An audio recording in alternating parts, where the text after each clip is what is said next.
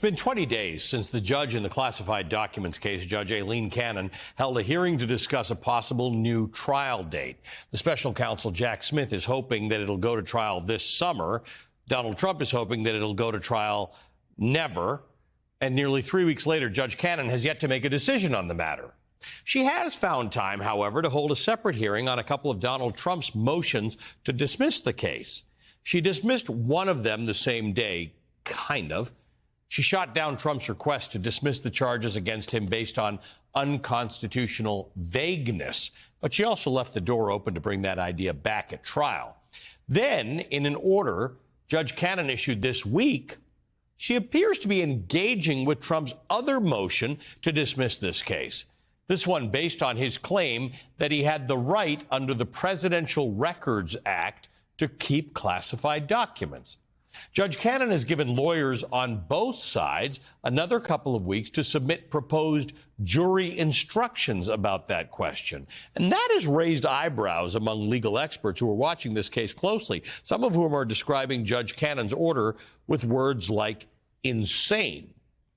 Joining me now, Mary McCord, former senior Justice Department official and co-host of the Prosecuting Donald Trump podcast. Mary, good evening to you. I don't have any legal education.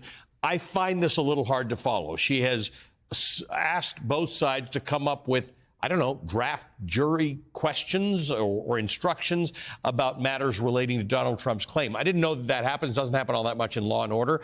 So help us make sense of it.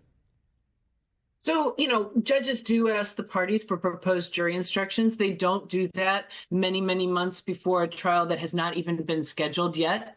They do that when we're on the eve of trial. In fact, oftentimes they do that in the midst of trial. They'll ask the parties, given, how the evidence has come out, to propose jury instructions. This is not even about the real proposed jury instructions. She's made that clear. There'll be a later time for this. This is like an exercise she's putting the government and Mr. Trump's attorneys to, which is like, hypothesize with me here these two competing scenarios, neither one of which has any basis in law, but do make us wonder if she isn't trying to push decisions she should be making, legal decisions she should be making right now, push those to the time of a jury, and asking things like, should it be the jury who looks at each document and decides, did the government prove it's personal or presidential? Now, the definition of presidential records are records that are prepared for the president or by his staff for him in executing his constitutional, statutory, or other official or ceremonial duties.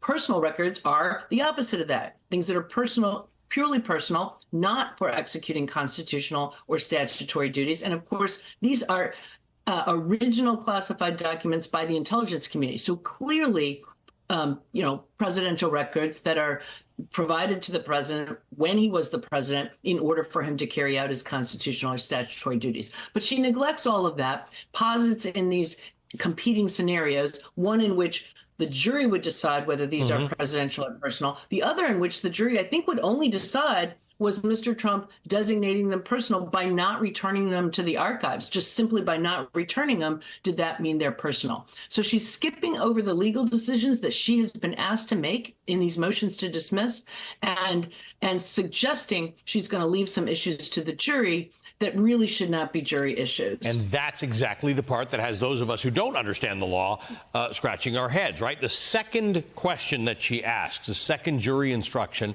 that she's asking the two legal teams about, reads as follows. A president has sole authority under the Presidential Records Act to categorize records as personal or presidential during his or her presidency. Neither a court nor a jury is permitted to make or review such a categorization decision. This is what you were talking about, but I wanted to read it for the viewers so they know what we're talking about. This seems like a very, very big deal, and it seems like a very, very big legal deal that speaks to the merits of this case. This doesn't feel like a sort of a casual thing you put to a jury before you have a jury.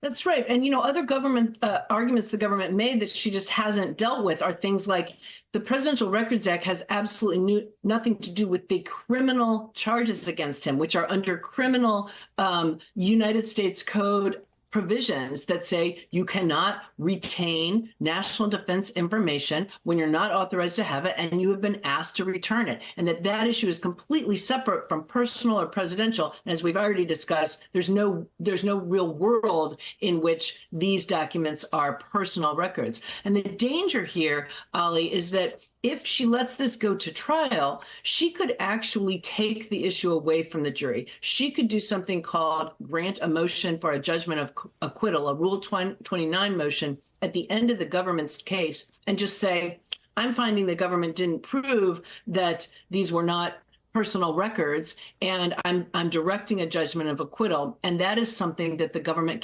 cannot appeal. It's just as though a jury had found somebody not guilty, and the government can't appeal that. So I think a lot of people looking at this are feeling very skeptical about what are her motives here, and why is she not dealing with the legal issues the way she was asked to do? Why is she suggesting that she's going to push things off to the trial? Could be she won't do that. Could be she would leave it to a jury. But that's also dangerous because these are really legal questions, and she's assuming those responses and not engaging with the government's arguments.